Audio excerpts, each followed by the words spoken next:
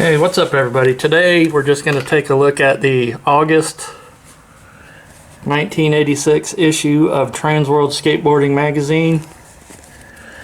This was the very first skateboarding magazine that I ever got, and I got it at Interlight Skate Shop in Pensacola, Florida, and I would have been 13 years old, and I'm now 50. Man, crazy to think how much time has gone by since then. But let's just take a look through here. It is ratty, and there's a lot of missing pages, but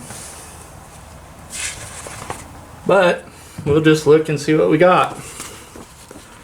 And right there behind the front cover, the first page, is a Tony Hawk ad for Tracker. So that right there would probably be the first picture that I ever saw of Tony Hawk.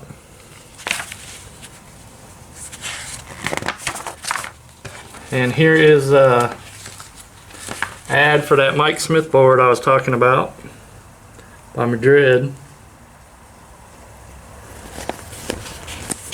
And I should note that we were visiting relatives in Pensacola, and that's about 4 or 5 hour trip from our house, maybe even 6 hours.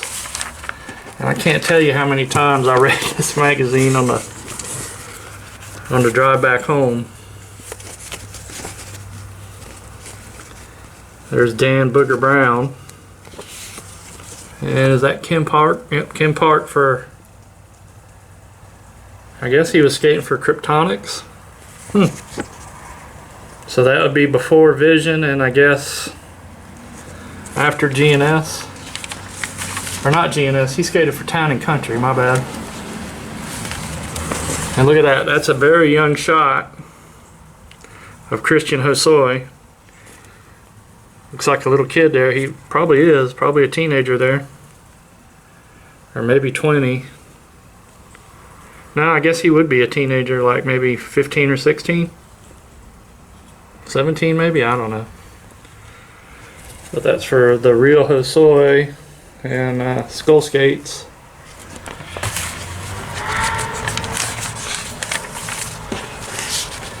And here is the first ad. I don't know if it's the first, but it's one of the first. For Zorlak Metallica, them sitting in a bathtub, hella clean. And it doesn't look like there's any Metallica model yet. So, and I did used to cut things out of magazines to, you know, stick on my school folder and stuff. There's a Val Surf ad. A lot of Town and Country. Rip Curl. Malley and Sons, Varney. Man, that's wild. That's old surf stuff. Channel Island. Gotcha and Catch It. Locomotion, and then there's the name we don't talk about. And the Roscop. And some Bones Ripper and Skull and Sword.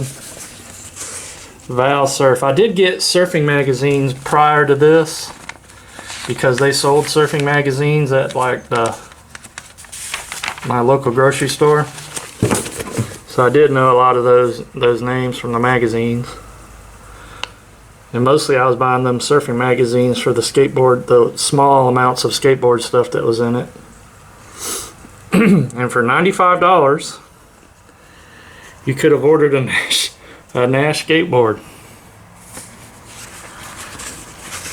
That's something. Probably got that for like $40 at your local Walmart. And there is a Mark Lake Nightmare from Walker Skateboards. And I promise you, just about all of these, I sent in $1 to get the stickers. Some of them, there's one company in here called I can't even remember. I'm skipping some pages because it's all just black and white and nothing really interesting. There's one like a picture of pivot cups. Let's see. bunch of black and white. Hang on there, we'll get to something cool in a second, I'm sure of it. Well, still black and white, but the spotlight was Mike McGill.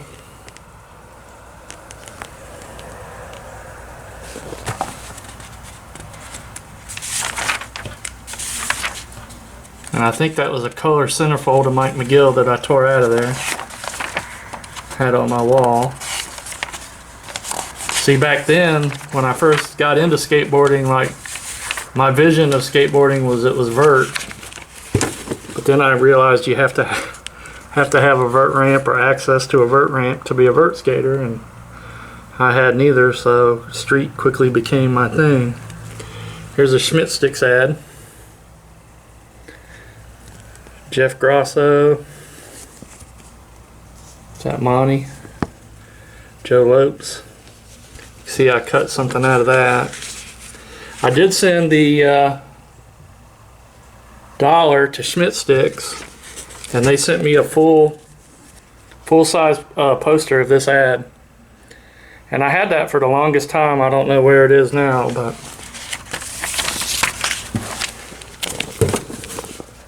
I guess there was some logo or something there I cut out to put on my school folder. Skate videos. That was like premium stuff back in the day. Everybody wanted skate videos. The first skate video that I ever got was Summer Sessions from Sure Grip Skateboards. And I must have watched that thing a million times, and it was like a copy a friend had given me that he copied from someone who copied it from someone.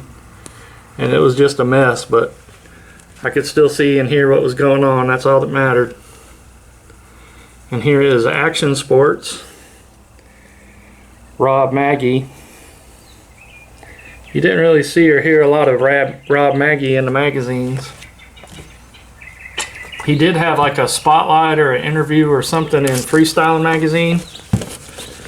And I do have that magazine, so I'm sure I'll get to that one day. And this one here is Galaxy Skateboards, which I think they sold in like department stores, but I'm not positive, like Nash and Veriflex. I did send them $1, and I got stickers, and one of the stickers they sent me I still have, but it's stuck on something, and it's like a paper sticker. So, and there's a very young Steve Size. See if we can get that on here. So that would be like Steve Size, I guess, at an amateur contest. And there's an ad for the Bones Brigade videos 1 and 2. Animal Chin was not yet out at this time. And there's pretty much your Bones Brigade as of '86.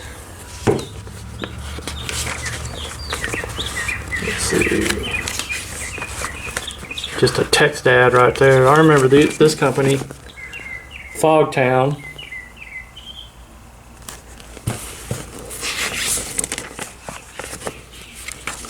The Germans are coming. German Speed Bearings, GMN. And just more black and white store ads.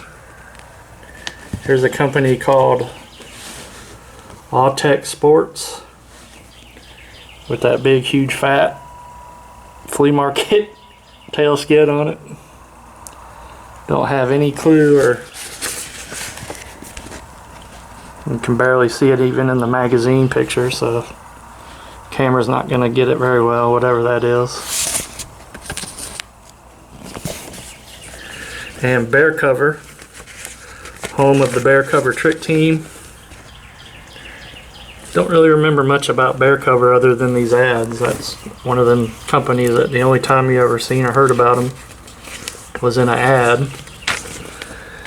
It's Chris Miller, an ad for Transworld.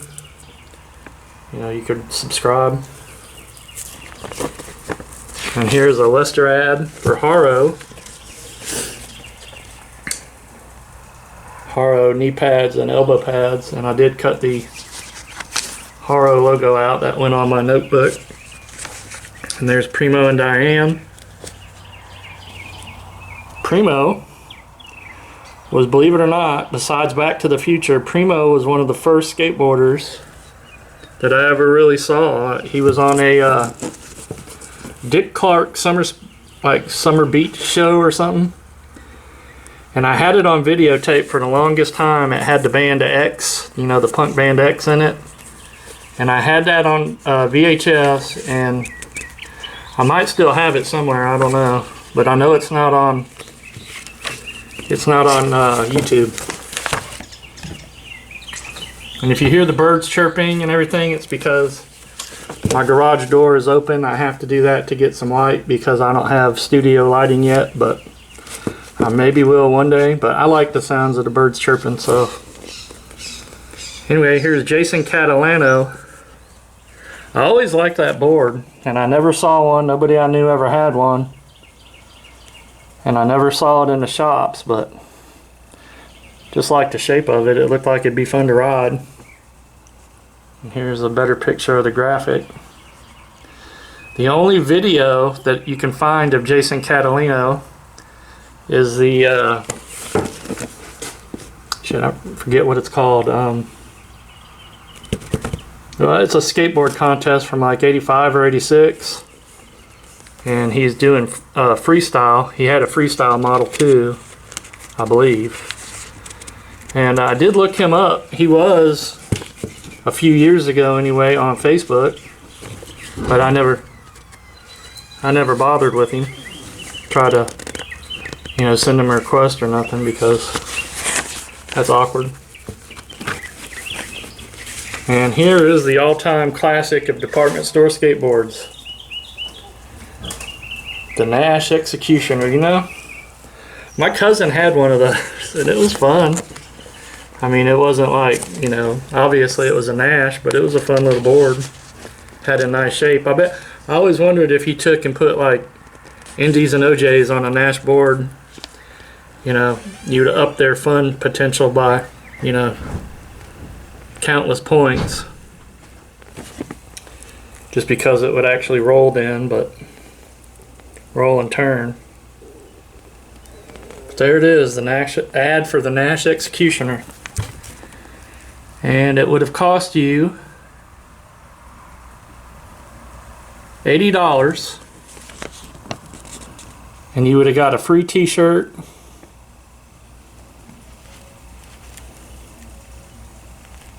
Oh, and you'd have to add $5.50. $5.50 to ship a complete skateboard. Can you imagine that? Man.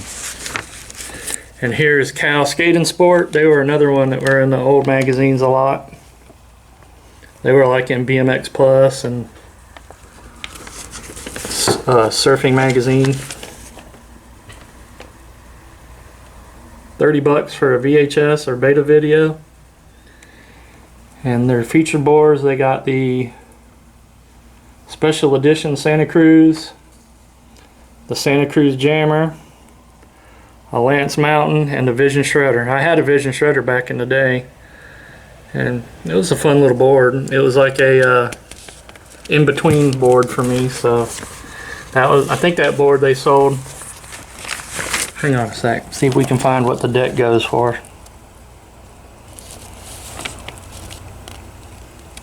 Well, I don't see where they're just selling the deck, but that was a cheaper model deck. And I got one of those because I was able to scrape up like 29 bucks or whatever they were charging for it then.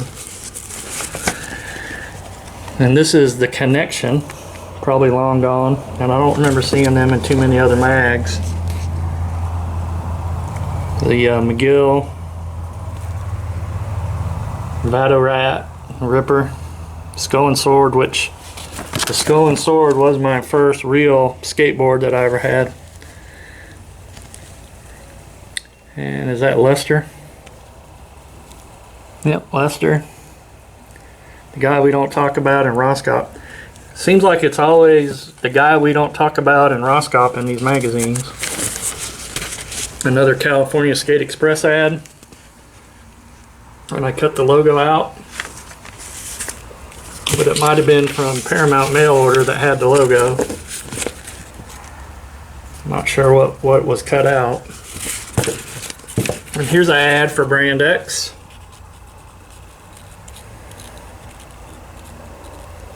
And one of my local shops, Cogley's Bikerama in Palatka, Florida, was big into Brand X. They had quite a few Brand X boards, but I never saw Brand X sold anywhere else. Is that Dan Wilkes or GSD? His boards always looked like they'd be fun to skate too. They had good shapes, but again, never knew anyone that ever had a GSD, and never saw one for sale anywhere at a store. There is the very rare Haro flight deck.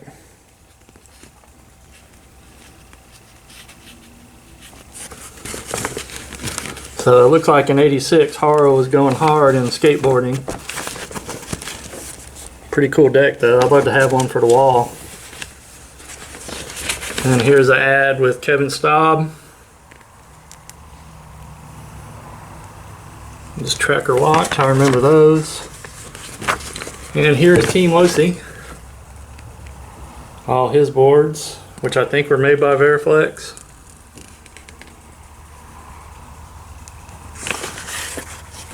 And we'll end the magazine with an ad, another ad for a Nash skateboard.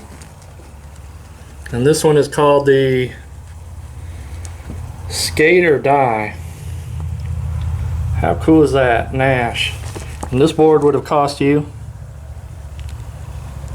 $125 plus your free t-shirt.